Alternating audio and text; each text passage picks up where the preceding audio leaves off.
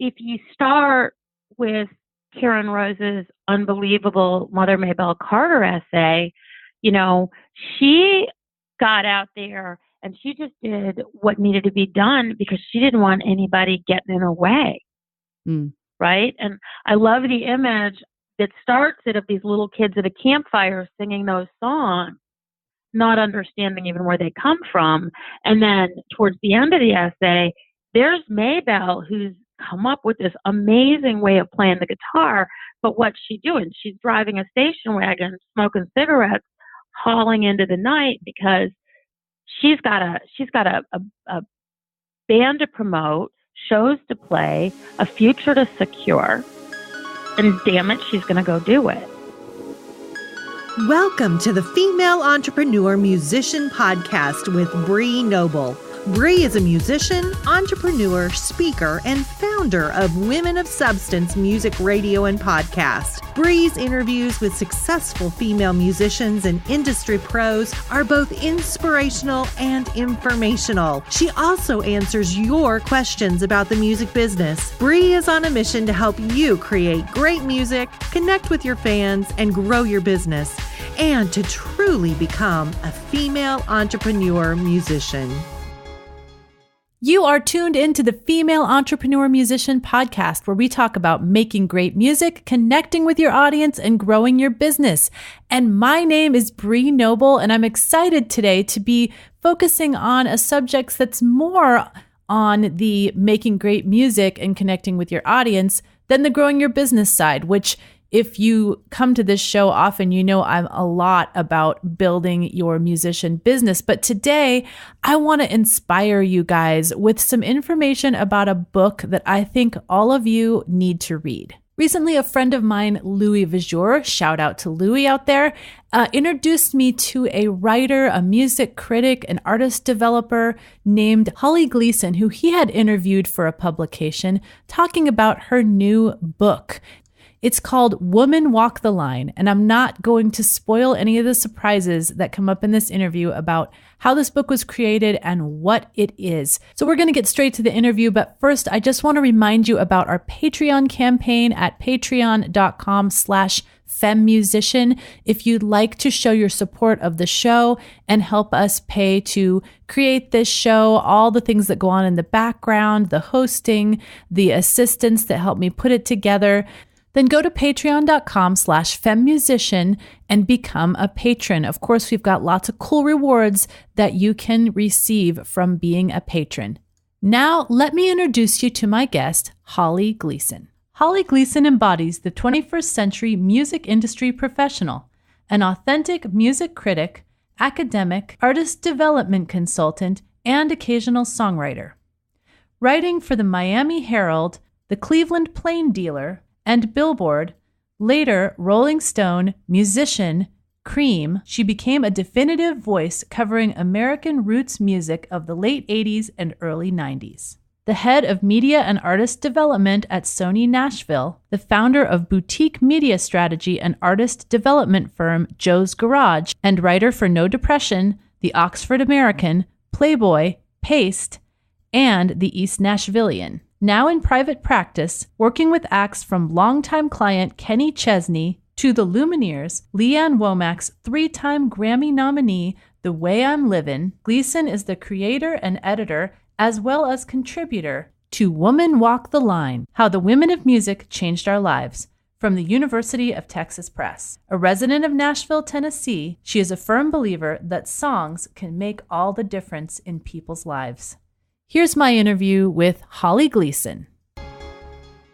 So that's a little bit of information about Holly Gleason. So Holly, is there anything about you that's maybe a little bit unique, a little bit different, more personal you want to share that's not in your bio? I guess the most interesting thing about me is that in no way, shape, or form should I be doing anything that I'm doing. That is interesting. Yeah, I mean, I was raised to be a corporate housewife. Ah. And there is no prototype or paradigm or template or even secret pirate map in a bottle to go from where I was in Cleveland, Ohio to where I am now. Oh my goodness, you've got me intrigued. Okay, so I need to find out, what is the story? How did what's your musical background, and how in the world did you end up working in the music industry the way that you do? I grew up in Cleveland, Ohio, playing competitive golf. I did a lot of interviews and had my picture in the paper a lot as a kid.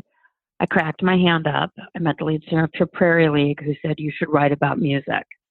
I play nothing. I hum. And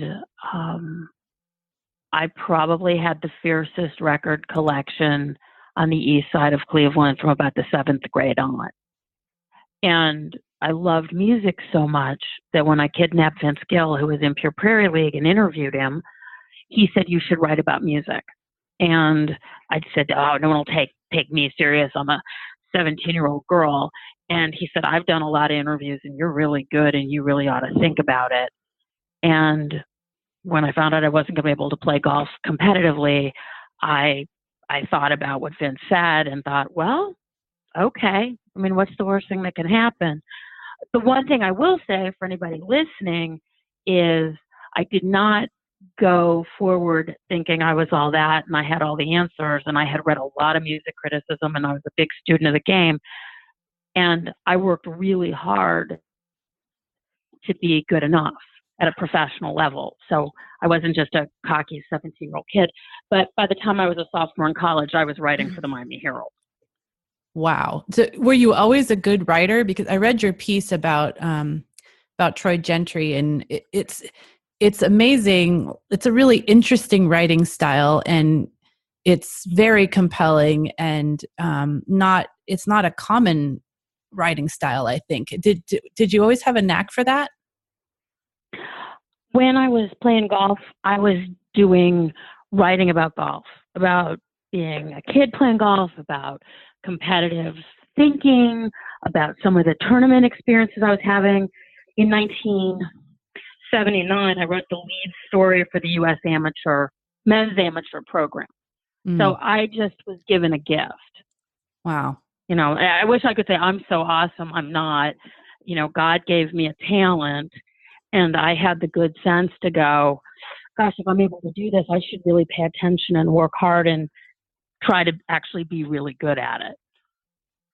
So how did you break into the music side of the writing and criticism and all that? When I got to college, I needed suddenly to pay for school, and I started writing, and I realized that I would get to better artists if I wrote for better publications. So I started out writing for fanzines, writing for alternative weeklies. I always joke, I wrote for the Weekly News in Miami, which was the gay publication, and I wrote for Black Miami Weekly, which is the black publication. I'm neither. But I think if you come proper and you try to consider who is the audience I'm writing for, and you honor the reader, and you know how to ask good questions, there's usually a way to write for somebody. And then you just keep building from there. And so I traded up, and the Miami Herald needed a country writer. They had rejected my rock clips, my pop clips, my black clips, my punk clips. I just could not get traction. And then one day the phone rang, and it was the editor, a man named Doug Adrianson, who I think in the book, who says, "I hear you know about country music." And I'm like, is this a joke? You're the Miami Herald. But Florida is a state that has, as many, and I use the term proudly, as many rednecks as they have Kaya or Calienta, I can't think of the name of the bands, but hot bands. So it turned out that there was actually a place I could crawl into. And then when I got in there, it turned out it was a pretty compelling body of artists and music and songs and history to write about. Absolutely. It's such a traditionally American style. Did you always like country, or did you just grow to love it because of that job? When you play golf in Cleveland, Ohio, and you want to get into bars when you're underage, you realize your best bet are the golf pros, and most of our golf pros come from Kentucky and West Virginia. Mm. So I was in a lot of places I shouldn't have been, hearing bands that leaned country. There was Deadly Earnest and the Honky Tonk Heroes, the Buckeye Biscuit Band, Wild Horses, which was really more of a Stones leaning thing. And being Cleveland, it was a place where you might hear Waylon Jennings next to Bobby Womack, next to Ry Cooder. So my country was a little bit more universal, not so one little stripe. And I think that's one of the things with the book that you can tell is, you know, Linda Ronstadt and Patty Griffin and Rihanna Giddens and Hazel Dickens and Loretta Lynn. Yeah, right? It's all country. When I looked at that list, I was like, Patty Griffin. Like, I wasn't sure that I thought of her as country, but I mean, there is this common feeling to me about the people that you chose that in my mind necessarily weren't like pigeonholed as country, but there's definitely that country roots in there. And it's funny too, because I think where you stand on the paradigm of being a music fan or a music lover, when I called Grace Potter and said, here's a chance for your parents to feel good about all the money they spent on your college education. And she laughed and she said, well, you know, and I said, no, just like, who would it be? Who shaped you, your life, your music? Who really had that impact on you? And I said, if it doesn't work, if you tell me it's Tina Turner, you know, we'll talk about something else. And she said, well, no, you know, it's Linda Ronstadt. Do you think she's country? And I said, well, do you think she's country? Because that's part of it too. It's how do you see it? And she said, yeah, I mean, of course I do. And so that's how we came to have Grace Potter write about Linda Ronstadt. That's really cool. I was wondering how she ended up in there. So I have known Grace Potter since she was, I think, 22 years old. Oh, she's awesome. I love her music. She's really good. She's really good. So how did you get into the artist development side? I was a music critic.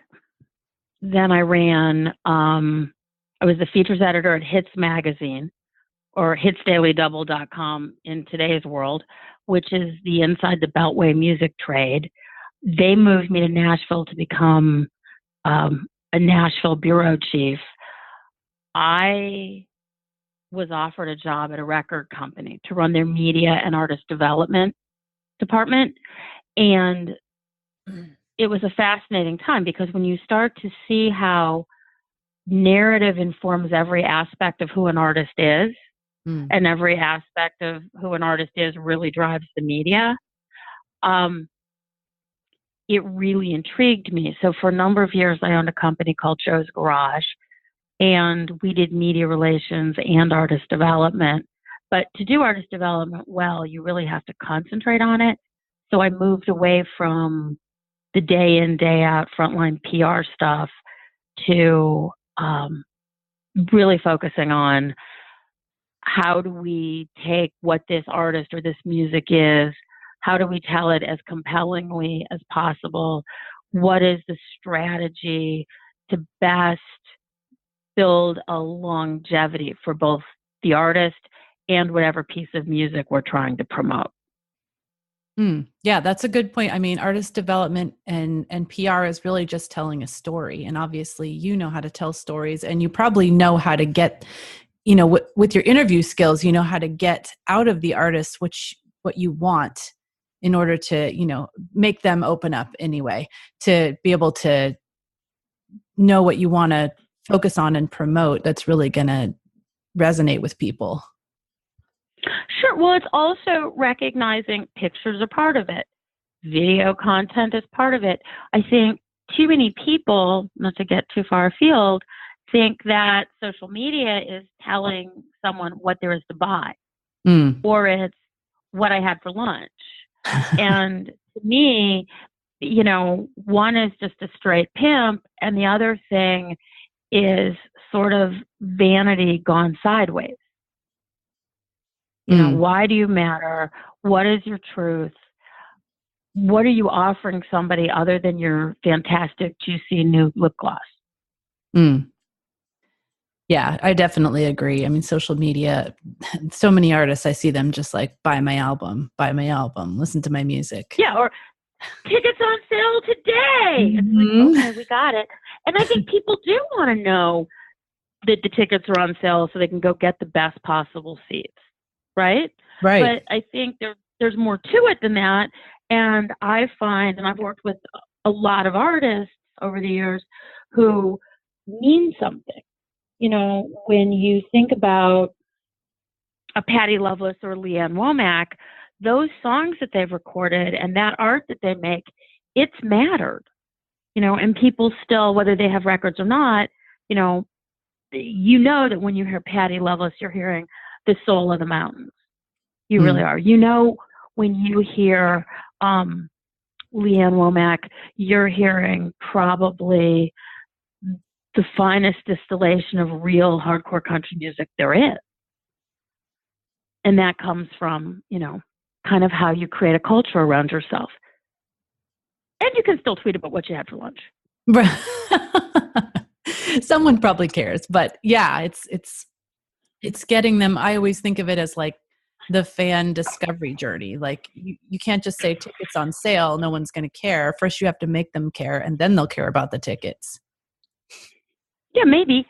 And also, one of my frustrations as a young fan, the thing that qualifies me is I was voracious. I wanted to know everything there was to know about the artists that I loved.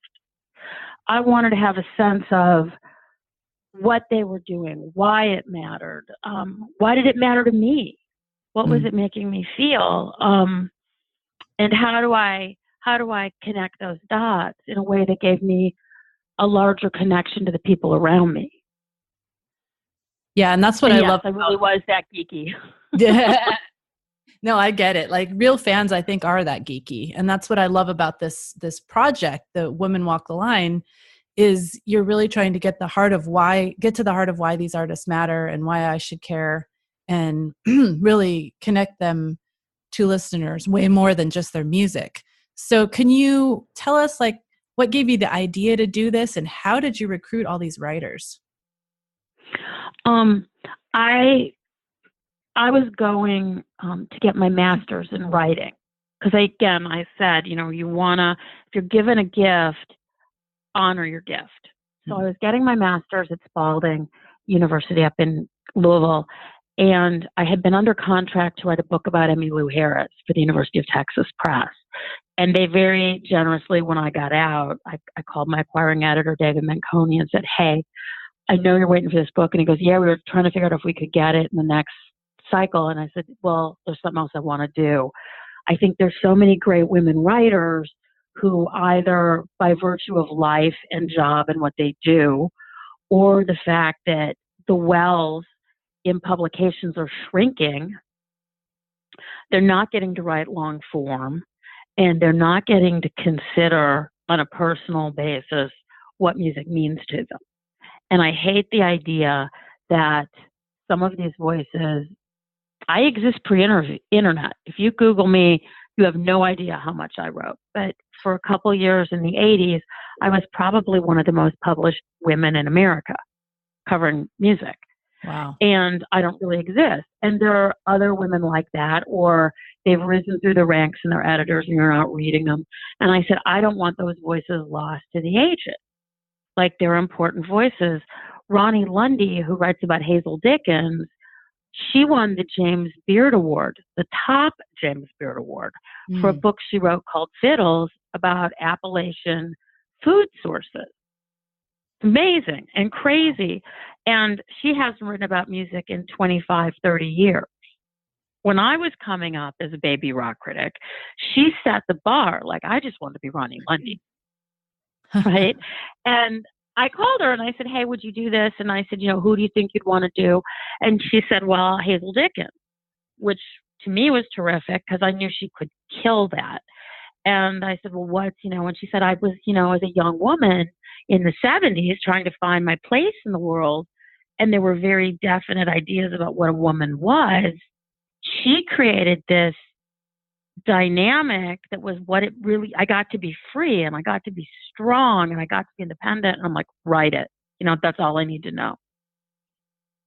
So the book comes from that. And then the other piece of where the book comes from, I teach music criticism at MTSU. And it's really disheartening to walk into a class of music business majors, junior, senior year, and you'll ask them who their favorite artist is, and they look at you, and then when you ask them why they are, they can't tell you.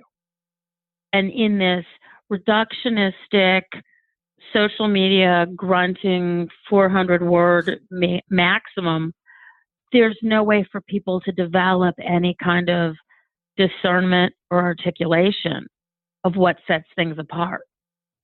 So to me, for art to have longevity, we have to get people to start facing forward so they're consuming it in a way that matters. And it's not just the thing you're sort of listening to in the background, or it tattoos, this is my first job, or this is my first apartment. It really has some substance for you, and it allows the artists to have some dimensionality.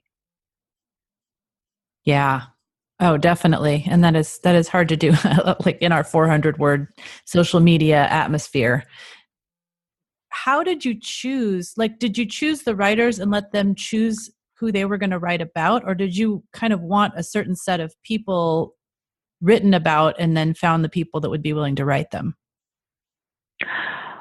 It was 2 columns. One column was all the women artists that I thought should be in the book. The other column was a list of women writers that I either knew or figured I knew someone who could get me to. Some of them were not obvious suspects. Let's see. Carolyn Randall Williams is the poet in residence at Fisk University here. Mm-hmm. She did Rhiannon Giddens. She's not somebody I might have gone to when I was talking to Alice Randall, who's her mother, who wrote The Wind Done Gone. It's a New York Times bestseller. She's a #1 songwriter. She wrote a song called X's and O's that I think has been played over 3 million times. She's a House fellow over at Vanderbilt. She ran a house for them for years. I was explaining I was having a hard time finding millennials that could write at a high enough level because they were going to have to be in a book with Ronnie Lundy.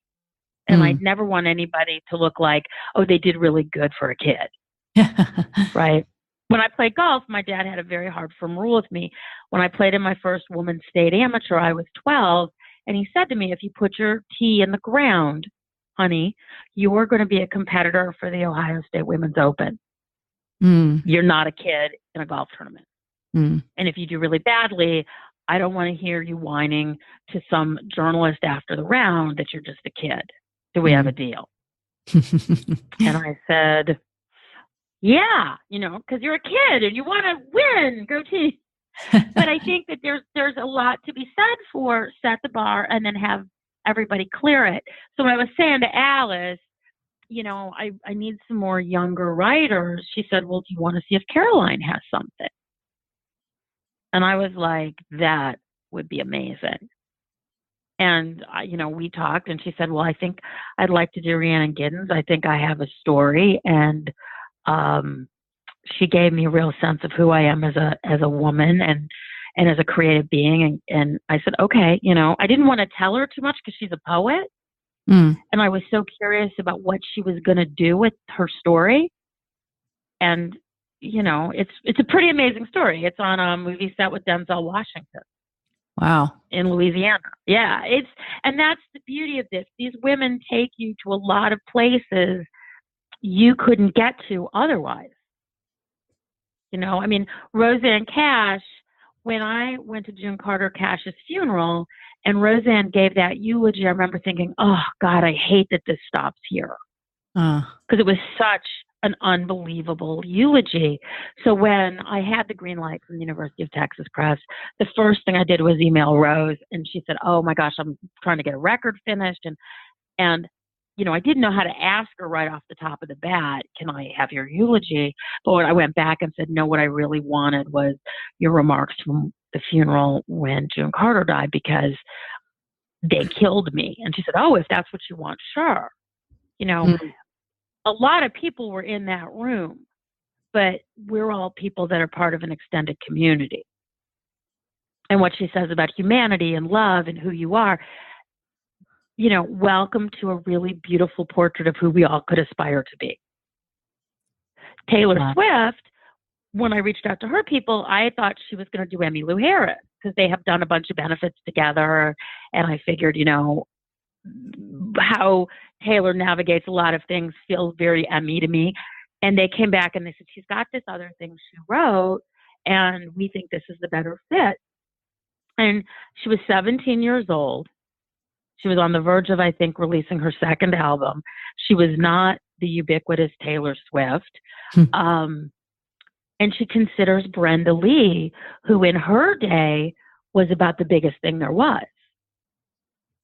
So there she is on the precipice, right? Looking at the woman who did it. And you just get this sense of, wow, so that's what it looked like to her. Nobody else could have written that moment. Oh, yeah. I thought that was a really interesting choice. And that makes a lot of sense now that you explain that. Yeah, and it was amazing because they had the instincts. I don't know whether Taylor picked it or somebody, her mom is very involved. I don't know who thought to do that, but boy, I said, "Send it over," and I opened it up and my jaw just hit my computer, because it was more perfect than anything I could have asked for. Wow. So do you think that for all these women that are profiled in this book, do you think that it was harder, for them, like especially a lot of them are earlier on in the years of music and country music. Do you think it was harder for them as women to make it in the music industry than it is today? Or do you think it's continually hard for women? I think it's continually hard. Honestly, I always like to say step up, step back. If you start with Karen Rose's unbelievable Mother Maybelle Carter essay, she got out there and she just did what needed to be done because she didn't want anybody getting in her way. Right? And I love the image that starts it of these little kids at a campfire singing those songs, not understanding even where they come from. And then towards the end of the essay, there's Maybelle, who's come up with this amazing way of playing the guitar. But what's she doing? She's driving a station wagon, smoking cigarettes, hauling into the night, because she's got a band to promote, shows to play, a future to secure, and damn it, she's going to go do it. So, I think it's always hard for women. One thing I always say, boys can put on a ball cap and go to a radio station to a visit. Girls got to have 2 hours of hair and makeup. That's true. And if you think that they're not judged, everybody expects all female artists to be the fantasy all the time. I remember I was very close to Tammy Wynette, and I remember she had the most beautiful velour tracksuits before there was Juicy Couture. And I asked her about it. I said, "You got all these really pretty matching." And she said, "Well, honey, if I'm taking the garbage to the curb and one of those tour buses comes up, and that's the only time they're ever going to see me," she says, "I don't want to let the fans down." Oh, yeah. And she's got to be in full makeup and all that just to go out to take out the trash, probably. Right. So, it's harder that way. I think it's harder in that, to get through some of the gatekeeping, I think you have to sort of be that girl, I joke, promo man want a date. But there's also a freedom that comes with that, because I think the girls are able, because people are not expecting them to turn into a Kenny Chesney stadium-sized headliner. They can sing tougher things. They can sing bigger truths. They can capture moments that men wouldn't notice. Mm. And by doing that, I think they become a truer representation of the gender. It's interesting. A man copy edited for me in Florida before I turned the book in.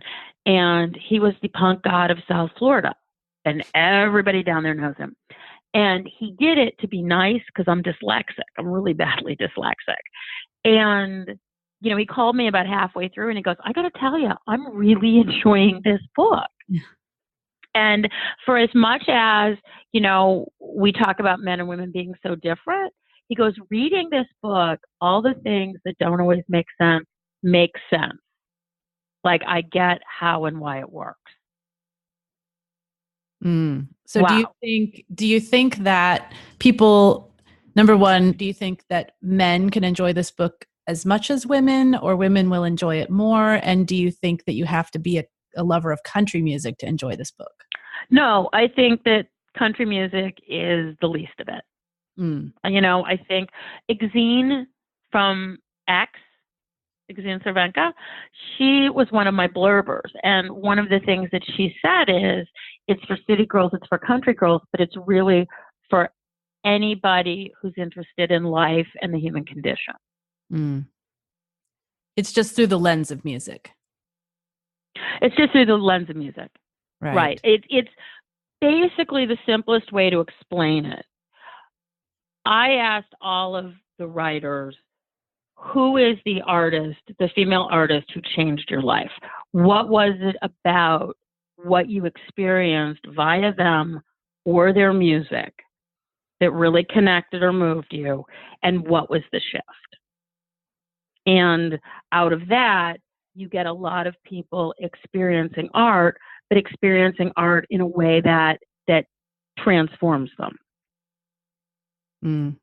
Yeah, I think for all the listeners of this show, absolutely. You don't have to be a country lover. I know all of you guys care about how art transforms you, and you are out there transforming people with art. So I really recommend that you listen to this. I mean, you listen to this interview and you go out there and you buy the book, because I think it's really gonna be moving and transformative. So can you let us know, Holly, and thank you so much for coming on and telling our listeners about the book. I just knew once I heard about it that it was going to be something that my audience would absolutely love. So can you tell them the best place to go and grab their copy? There are 2 or 3 ways to get the book. Obviously, Amazon.com, click and send, you're on your way. But I try to encourage people to go to their local bookstore. You can go to indiebound.com if you don't have one. If you don't have a dealer, let's get your habit started, indie.com, and you type in your zip code and they'll tell you where your local bookstores are. You know, and it's a thing I encourage all the listeners, you know, if you've got some friends, pass it around, because your favorite essay, maybe somebody else goes somewhere else, and the discussions that people are having. I was at a Loretta Lynn opening at the Country Music Hall of Fame and listening to Casey Musgraves and Brandy Clark talking about the book. It was fascinating because they're both very young, very bright, very incredible songwriters. And they were very fired up about different essays. It was neat. And I think that there's a lot of discussion, whether it's about the music or not, the story translates. And that's what I say, you know, is who is your woman and how do you walk the line? Love it. Thank you so much. You guys all go out there and buy this book. I think you're really going to be glad that you did. Now go out and make great music, connect with your fans, and grow your business. Female Entrepreneur Musician has been brought to you by FEM116.com and FemaleMusicianAcademy.com. With editing by Jen Eads of 317 Sound Design and music by Stella Ronson.